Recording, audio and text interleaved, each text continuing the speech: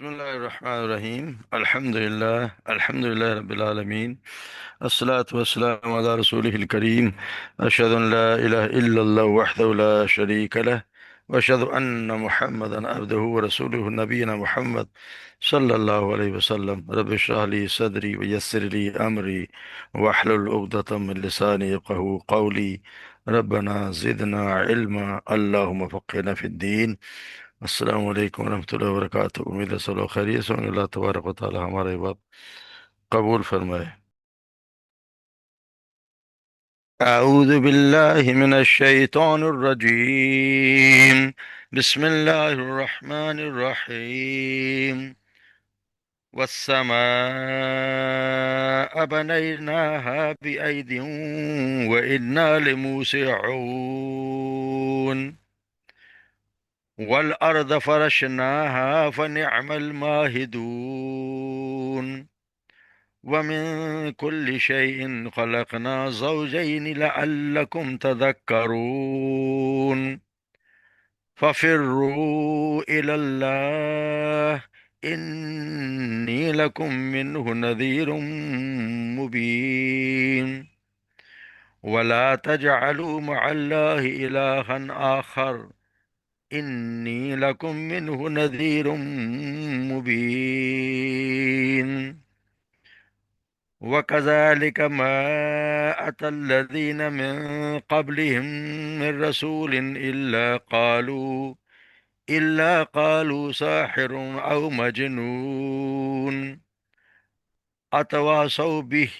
بل هم قوم طاغون. فتول عنهم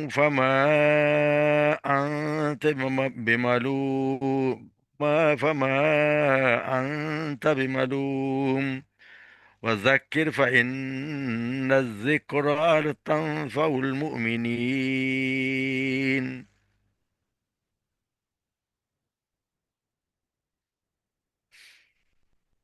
والسماء اور آسمان، بنیناہا ہم نے بنایا اسے، بنینا ہم نے بنایا، ہا اسے، بِأَيْدِی اپنی طاقت سے۔ ایدی ویسے تو ہاتھ ہوتا ہے، یہ یہاں مطلب طاقت سے، اپنی طاقت سے۔ وَإِنَّا لَمُوسِعُونَ اور ہم اس کے پھیلانے والے، اور ہم یقیناً موسعون پھیلانے والے ہیں، وسعت دینے والے ہیں۔ والارض فرشناها اور زمین اس کو بچھایا ہم نے، ونعم الماہدون اور دیکھو کیا خوب، کتنے اچھے ہم ماہدون اس کو بچھانے والے ہیں۔ ومن کل شیء اور ہر چیز، اور ہر چیز میں سے، خلقنا زوجین ہم نے بنایا، زوجین اس کے جوڑے، لعلکم تذکرون تاکہ تم نصیحت حاصل کرو۔ ففروا بس دوڑو یا رجوع کرو، اللہ اللہ کی طرف، انی لکم منہ نذیر، انی بے شک میں، لکم تمہاری طرف، منہ اس کی طرف سے، نذیر مبین ایک واضح طور پر ڈرانے والا ہوں۔ ولا تجعلوا اور نہ تم بناؤ، مع اللہ اللہ کے ساتھ، الہن کوئی اور معبود، آخر کوئی دوسرا کوئی معبود، انی لکم بے شک میں تمہارے لیے، منہ نذیر مبین پھر وہی بات ہے کہ میں پھر تمہارے لیے بتایا گیا ہے کہ میں تمہارے لیے اس کی طرف سے واضح طور پر ڈرانے والا ہوں۔ کذالک اسی طرح، ما اتی الذین جب بھی، آتی الذین من قبلہم آئے ان کی طرف، ان سے پہلے، من رسول کوئی بھی جو ان کے بعد جب کوئی رسول آیا، جو یعنی جو ان سے پہلے تھے ان کے بعد جب بھی کوئی رسول آیا، الا ما من قبل من رسول الا قالوا مگر انہوں نے کہا، ساحر او مجنون یا جادوگر ہے یا دیوانہ ہے۔ اتواصوا بھی کیا انہوں نے ایک دوسرے کو اس کی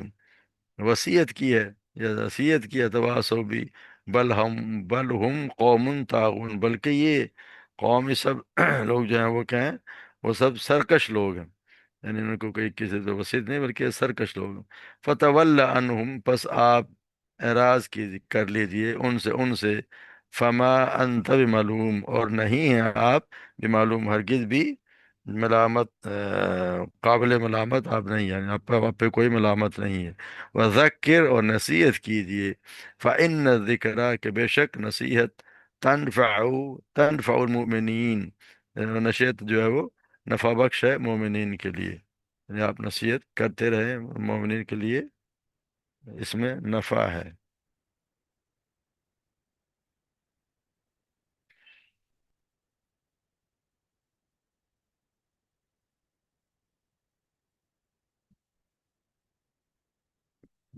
جیسے ہم دیکھ رہے ہیں کہ سورت کی جو اس کی ابتدا ہوئی اس سے لے کے اور اس کے بعد قیامت کی اور سزا اور جزا کی اور اس کے حق ہونے کے دلائل چلتے رہے، اس کے لیے اللہ تبارک و تعالیٰ نے کئی قسمیں بھی کھائیں، اور اپنے زندہ دوبارہ زندہ کرنے پہ قادر ہونے کے لیے اللہ تبارک و تعالیٰ نے بہت سے دلائل دیے، اور ان جن آسمان کا اور زمین کا خصوصی طور پر ذکر کیے۔ تو یہاں درمیان میں آپ صلی اللہ علیہ وسلم کی تسلی اور کفار کی تنبیہ کے لیے ہم جیسے کل پڑھا ہے 5 قوموں کا ذکر بھی فرما دیا کہ ان کے ساتھ اللہ تبارک و تعالیٰ نے کیا کچھ کیا تھا، ایسے قوم کا جو جھٹلاتی ہیں ان کا کیا انجام ہوتا ہے۔ تو منکرین کے جو قیامت کے جو منکر سب سے بڑا ان کا شبہ جو تھا وہ یہ تھا کہ مرنے اور ہم جب ہماری ہڈیاں بوسیدہ ہو جائیں گی تو ہمیں زندہ کس طرح کیا جائے گا، سب سے بڑا ان کا یہی سب سے بڑا ایک شک کہہ لیں یا وہ یہ دلیل دیا کرتے تھے۔ تو اللہ تبارک و تعالیٰ نے شبہ کو رد کرنے کے لیے آسمان و زمین کو خاص طور ذکر فرمایا، کیونکہ انسان کو جتنی چیزیں نظر آتی ہیں، جتنی مخلوقات، سب سے بڑے آسمان و زمین اس کو نظر آتے ہیں۔ جب انسان اوپر دیکھتا ہے اس کو آسمان نظر آتا ہے، اور زمین پہ وہ سارا دن چلتا پھرتا ہے، تو یہ دونوں چیزیں سب سے بڑی ہیں۔ تو اللہ تعالیٰ پہلے بھی اس کی مثال جیسے سورہ مومن میں لخلق السماوات والارض اکبر من خلق الناس ولکن اکثر الناس لا يعلمون، یقیناً آسمان و زمین کو پیدا کرنا لوگوں کو پیدا کرنے سے بہت بڑا کام ہے، اور لیکن اکثر لوگ نہیں جانتے۔ تو یہاں بھی آخرت کے حق میں دلائل، یعنی تاریخی دلائل کے بعد اللہ تبارک و تعالیٰ دوبارہ پھر اس کے ثبوت میں یہ جو نظر آتے ہیں آفاق میں اس کے دلائل کا پیش کر رہے ہیں، اور اللہ تبارک و تعالیٰ کہ قرآن مجید میں اسی طرح بار بار مختلف انداز سے پھیر پھیر کر بیان کرتا تاکہ اچھی طرح انسان کے سمجھ میں آ جائے۔ تو یہاں اللہ جی آئیدین کا مطلب ویسے تو ہاتھ ہوتا ہے، اور ہاتھ لیا بھی جاتا ہے کیونکہ اللہ تبارک و تعالیٰ کے ہاتھ تو ہیں، مگر یہاں اس کا مطلب ہے قوت، کہ ہم نے آسمان کو بنایا بے ایدین اپنے قوت سے، اس میں اس کی یعنی کہ بہت زیادہ قوت تعظیم ہے اس کی، کہ اللہ تبارک و تعالیٰ کہ ہم نے اس کو اپنی قوت سے بنایا، یعنی کہ اتنا وہ آسمان کو دیکھو کہ ہم کتنی بڑی چیز ہے، اس میں کیا کچھ اللہ تبارک و تعالیٰ نے رکھ دیا ہے، اس کو ہم نے جب اتنے بغیر ستونوں کے اتنے بڑے بنا دیے تو تم نے کس طرح انسان سوچ سکتا ہے کہ ایک چھوٹا سا ضعیف انسان ہے، اس کو اللہ تبارک و تعالیٰ دوبارہ نہیں بنا سکے گا۔ اور آسمان جیسے ہم پہلے پڑھ رہے ہیں کہ آسمان ہی نہیں بلکہ اس کائنات میں کیا کچھ اللہ تبارک و تعالیٰ نے رکھا ہوا ہے، جو کہ ہمیں جو نظر آتا ہے سورج اس سے بھی کہیں لاکھوں گنا بڑی بڑی اللہ تبارک و تعالیٰ نے چیزیں بنائی ہوئی ہیں۔ تو انسان کی کیا حیثیت ہے اس کو، نہ تو اللہ تبارک یہی کہہ رہے ہیں کہ بے عیدی بھائی ان موسون، ہم اس کو وسعت دینے والے ہیں، یعنی کہ اس وسعت والے وہ اس کے وسعت میں ایک طاقت بھی ہوتی ہے، کہ طاقت اس کے تیس میں اتنی طاقت رکھتے ہیں، یا وسعت والے کی طاقت مطلب تنگی واجہ اس کے، جس طرح اللہ تبارک و تعالیٰ وسعت دینے والا سب کچھ جاننے والا ہے۔ تو اللہ تبارک و تعالیٰ کی ذات کی وسعت کی کوئی حد تو ہے نہیں، اس کا وجود، اس کی حیات، علم، قدرت، حکمت، سب سے سب زیادہ سب سے کوئی وہ تو لامحدود، اس کی کوئی حد نہیں ہے۔ اور ویسے بھی آتا ہے کہ اللہ تبارک و تعالیٰ یہ اس کی کائنات میں بے شمار چیزیں ایسی جن میں آج تک تخلیق اور توسیع ہوتی رہی ہے، اور آئندہ بھی جاری رہے گی، کیونکہ ابھی بھی ہو رہی ہے، کیونکہ سائنسدان اب دیکھتے ہیں تو پتہ چلتا ہے کہ نہ کوئی نئی چیز کہکشاں، اور ان کو بہت چیزیں حیرت میں ڈال دیتے ہیں کہ ہر کوئی نہ کوئی نئی چیز ان کو دریافت ہوتی ہے، اور وہ یہ بھی کہتے ہیں کہ جتنی زیادہ طاقت جتنی دوربینیں ایجاد ہو رہی ہیں، تو ان کو یہ پتہ چلتا ہے کہ کائنات میں ہر آن کوئی مزید وسعت پیدا ہو رہی ہے، سیاروں کے درمیان فاصلے بھی بڑھ رہے ہیں، اس سے نظر نئے نئے اجرام بھی مشاہدے میں آتے رہے ہیں۔ تو اللہ تبارک و تعالیٰ وسعت دینے والے، ان کو اللہ کی تو اتنی طاقت ہے۔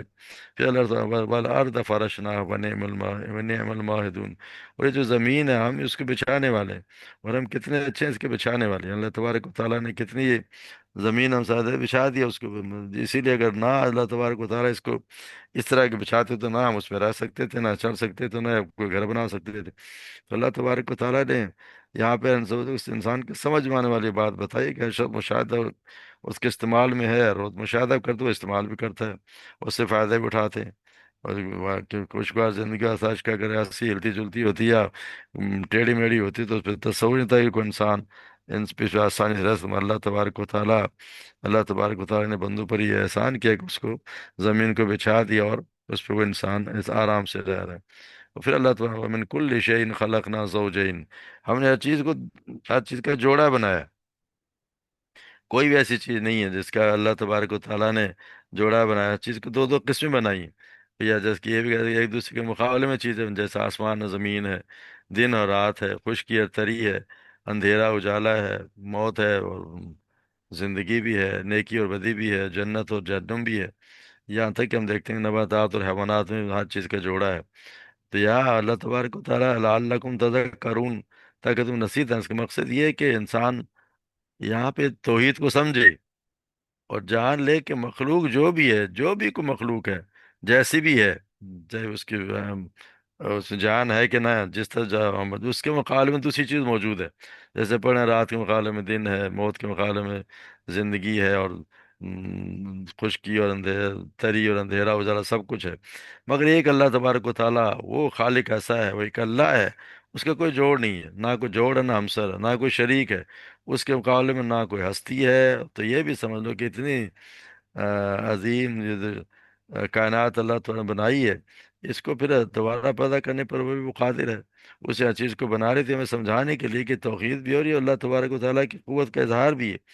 کہ اس کو یہ تمہیں دوبارہ زندہ ہو کر اس کے حضور پیش ہونا ہے۔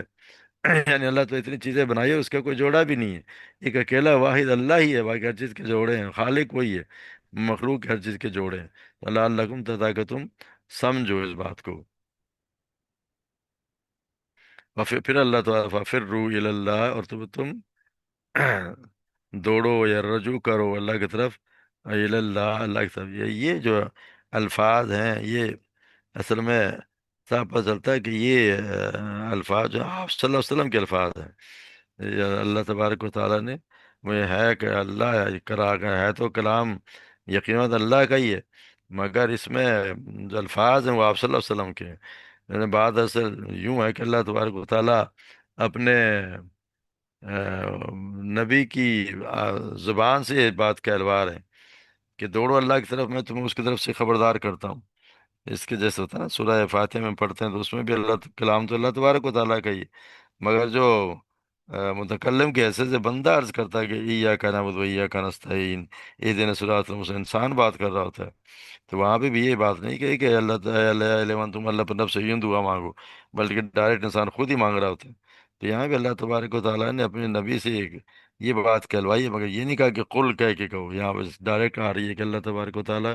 یعنی آپ صلی اللہ علیہ وسلم یہ بات فرما رہے ہیں کہ دوڑو اپنے اللہ کی طرف اور رجوع کرو اس سے، اور پھر رو اور دوڑو پر اس اللہ کی طرف، ان لکم منہ نذیر، میں تو تمہارے دروازے تو ڈرانے والا ہوں۔ یعنی اللہ تبارک و تعالیٰ، میں تو اللہ کی طرف سے دے کے بھیجا گیا ہوں۔ اور وہ جیسے ایک حدیث میں آتا نا کہ آپ صلی اللہ علیہ وسلم نے فرمایا کہ میری مثال اور اللہ تعالیٰ نے جو کچھ دے کر مجھے بھیجا، اس کی مثال اس آدمی کی سی ہے جو ایک قوم کے پاس آیا اور کہنے لگا کہ میں نے لشکر اپنی آنکھوں سے دیکھا ہے، اور میں ننگا ڈرانے والا ہوں۔ عرب میں اصل میں پرانے زمانے میں دستور تھا کہ دشمن کے حملے سے خبر دینے والا جو کوئی انسان ہوتا تھا، وہ اپنے کپڑے اتار دیتا اور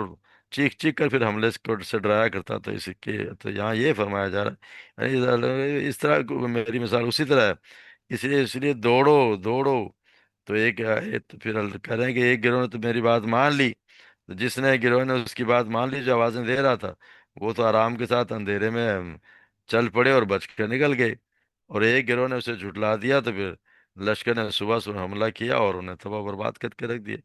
تو مطلب یہ ہے کہ جو اللہ تبارک و تعالیٰ کے رسول کی بات مان لے گا وہ تو نجات پا لے گا، اگر ان کے احکامات پہ عمل کیا، جس چیز سے وہ ڈرا رہے ہیں یا جس چیز سے کہہ رہے ہیں کہ یہ نہیں کرنی، معاشرت کر سے باز آ جاؤ، اگر ان کی بات مان لی تو نجات ہے، وہ بچ گیا۔ وہ جو نہیں مانتا اس پہ کہانی نہیں دھرتا،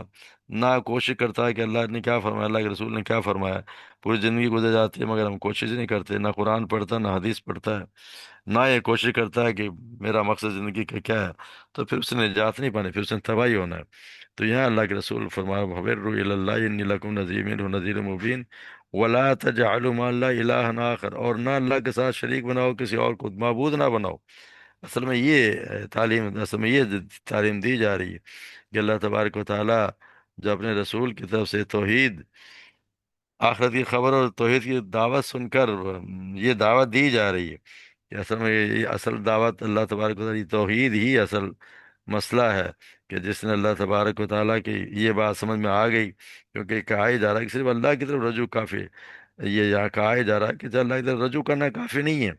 کوئی یہ سمجھے کہ میں نے اللہ کی رجوع کر لیا، بلکہ اس کے سوا ہر معبود سے اپنے برات کا اظہار بھی ہے، کہ میرا کوئی معبود نہیں، ایک اللہ ہی میرا معبود ہے، اس کے ساتھ کسی اور کو معبود مت بناؤ، یہ کہا ایک کسی کو معبود نہ بناؤ، کسی سے کچھ چیز نہ مانگو، کسی کی عبادت نہ کرو، اپنے ذہن میں بھی تصور نہیں لانا چاہیے کہ کوئی میری مدد کر سکتا ہے جو یہاں ہے ہی نہیں۔ جو ایک شخص ہے، اگر جیسے ایک آپس میں ایک دوسرے سے ہم مدد کرتے ہیں، کیونکہ یہ ہمارے پاس اسباب موجود ہیں، کہ اسباب ہے، اگر مستقبل ازواج کا کوئی اسباب ہے ہی نہیں، جو قدرت رکھتا ہی نہیں ہے، جو یہاں موجود نہیں، وہ میری مدد کیسے کر سکتا ہے؟ تو کسی سے مدد مانگنا بھی اصل میں اسی کی عبادت ہے، اسی کو معبود بنانا ہے۔ تو یہ اللہ تبارک و تعالیٰ چیز کی نفی کر دی کہ ایک صرف اللہ کے سوا کسی اور کو معبود نہ بناؤ، اور پھر دوبارہ اس بات کو دہرایا گیا، انی لکم منہ نذیر مبین، کہ میں تمہاری طرف اس کی طرف سے واضح طور پر ڈرانے والا ہوں۔ پھر اللہ تبارک و تعالیٰ اپنے رسول کو ایک کہ تسلی دے رہے ہیں، کذالک ما اتى الذین من قبلہم من رسول الا قالوا ساحر مجنون۔ کہہ رہے ہیں کہ اسی طرح ہوا ہے کہ جب بھی کوئی رسول ان سے، یعنی آپ سے پہلے جب بھی کوئی رسول آیا تو اسے یہی کہا گیا کہ تم جادوگر ہو یا پھر مجنون ہے۔ یعنی کوئی ایسا نبی آیا نہیں، آپ سب نے کہا کہ آپ پہلے نبی نہیں ہیں جن سے یہ بات کہی جا رہی ہے، ہمیشہ سے ایسا ہی ہوتا رہا ہے، ان کا رویہ یہی رہا ہے کہ یہ جب بھی کوئی رسول آیا، جب بھی اس نے کوئی اللہ کی طرف بلایا، اس کی تعلیم دی، تو اسے یہی کہا گیا کہ تم جو ہے وہ ساحر ہو یا مجنون، کیونکہ جب کوئی ایسی بات انہیں معجزات دیکھے اور معجزات کو اس کا اس کا کوئی توڑ نہ پیش کر سکے تو صاحب کہہ دیتے تو جادو ہے، ہر چیز کو لاجواب ہو جاتے تو جادو کہہ دیتے۔ اور جب رسول کے کلام میں کوئی تاثیر دیکھتے کہ تو اسے جادوگر کہہ کے لوگوں کو دور رکھنے کی کوشش کرتے، اور جب یہ دیکھتے کہ یہ اکیلا انسان جو ہے پوری قوم کے خلاف توحید اور آخرت کی بات کر رہا ہے، نہ کہ اپنے اس کا کوئی دنیا مفاد ہی نہیں ہے، وہ کس بات کی پرواہ نہیں کر رہا، ساری قوم اگر مخالفت کرتی ہے، اس کا مذاق اڑاتی ہے اور اذیت بھی دیتی ہے، اس کے باوجود وہ دعوت سے باز نہیں آتا، تو پھر وہ اس کہتے دیوانہ ہے، ان کو سمجھ نہیں ہے، دیوانہ قرار دے دیتے۔ تو یہاں آپ صلی اللہ علیہ وسلم تسلی دی جا رہی ہے کہ پہلے بھی ایسے ہوتے، کوئی رسول ایسا نہیں آیا جس کو یہ باتیں نہیں کہی گئی۔ وہ یہاں یہ بتایا جا رہا ہے، یعنی اظہار تعجب بھی سمجھ تواصو بھی، کہ کیا یہ انہوں نے ایک دوسرے کو اس بات کی وصیت کی ہے؟ یعنی ہر یہ قوم یہ کیوں کہتی رہی ہے؟ تو لگتا ہے ایسا جیسے ان کو وصیت کرتے تھے، تو مگر یہ تو ممکن نہیں ہے کہ کوئی وصیت کی ہو، کوئی کسی زمانے میں رہا ہے، کوئی کس زمانے میں رہا ہے، کوئی کہاں کہاں رہا ہے۔ تو مطلب یہ ہے کہ وجہ اس کی صرف یہ ہے کہ ایسی بات سب ایک جیسی بات کیوں کہتے ہیں؟ وجہ یہ کہ بل ہم قوم طاغون، یہ قوم ہے، یہ سرکش لوگ ہیں، یعنی جو بھی سرکش لوگ ہوگا تو وہ ایسے ہی حرکتیں کرے گا، کیونکہ وہ جو دور دور انسان ہمیشہ سے یہ ایک ہی بات کہتے آئے، تو یہ اصل میں وجہ یہ ہے کہ طغیان اور سرکشی جو ہے وہ ان کا سب سے بڑا ایک مشترکہ وصف ہے، کہ ہر زمانے کے جاہل لوگ اللہ کی بندگی سے آزاد اور اس کے محاسبے سے بے خوف دنیا میں بالکل کھلے عام جو مرضی وہ ان کی خواہش ہے جو میں ہم کرتے رہیں، اس لیے انہوں نے صرف اسی وجہ سے اللہ کی بندگی اور جو بھی کوئی بلاتا ہے اس کی طرف، یا خدا تعالی سے کوئی حکم دیتا ہے، ان کو اچھی باتیں بتاتا ہے، ان کو کچھ پابندیاں لگاتا ہے، تو اس کا وہ صاف جواب دے دیتے ہیں کہ نہیں یہ تو ایسا ہے، ہم تو ماننے کی والی بات نہیں ہے، اس کو کبھی کچھ کہتے ہیں کبھی کچھ۔ یعنی ہر زمانے کے لوگوں کا مقصد یہ ہے کہ صرف انہوں نے سرکشی اختیار کرنی ہے۔ پھر اللہ تبارک و تعالیٰ فتح واللہ عنہم وما انت بملوم، آپ ان سے درگزر کیجئے، ان سے اعراض کیجئے، یعنی کہ اپنے سرکشی پر اڑے ہوئے ہیں اور حق بات واضح ہونے کے باوجود اسے قبول کرنے پر تیار نہیں ہیں، تو پھر اب آپ کی ذمہ داری نہیں ہے کہ ان کے پیچھے پڑے رہیں، آپ ان سے سرکشی اختیار کر لیں۔ اصل میں یہ ہے کہ اب دیکھا جائے تو تبلیغ کا ایک قاعدہ بیان کیا گیا، تو یہ کیا اصل ہے کہ جب یہ ایک دائی حق جب بھی ہے اور کسی یا شخص کے سامنے معقول دلائل کے ساتھ اپنی دعوت صاف صاف پیش کر دے، اور اس کے شبہات اور رضاعت کا بھی جواب دے دے، اور حق واضح ہونے کے بعد اس کے جو ذمہ فرض تھا وہ تو اس نے نبھا دیا، کیونکہ اس سے فرض تو یہی ہے کہ اس پر بات پہنچا دے، اس کے بعد بھی اگر وہ شخص اپنے عقیدے پر و خیالات پر جمع رہے، تو پھر اس کی جو دعوت دینے والا، اس کی کوئی ذمہ داری اس پہ عائد نہیں ہوتی. یہ ایسا پھر ضروری نہیں ہے کہ وہ اسی کے شخص پیچھے پڑ اس کی بحث میں عمر کھپاتا رہے کہ یہ ضرور لے کے آئے. تو یہاں بھی اللہ صلی اللہ علیہ وسلم سے یہی کہا جائے، کیونکہ یہ لوگ ہیں وہ آپ صلی اللہ علیہ وسلم کو یہ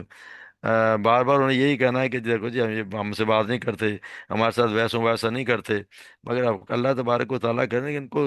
انہوں نے تو اس وجہ سے نہیں، انہوں نے صرف ضد کرنی ہے، جھگڑا کرنا ہے.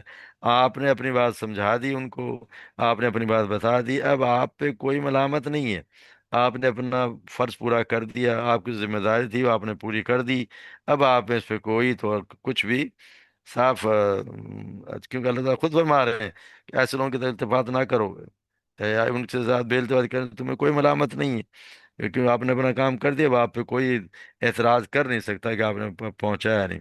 پھر مگر اللہ تو آخر پھر فرماتے ہیں ذکر فإن الذکر تنفع المؤمنین،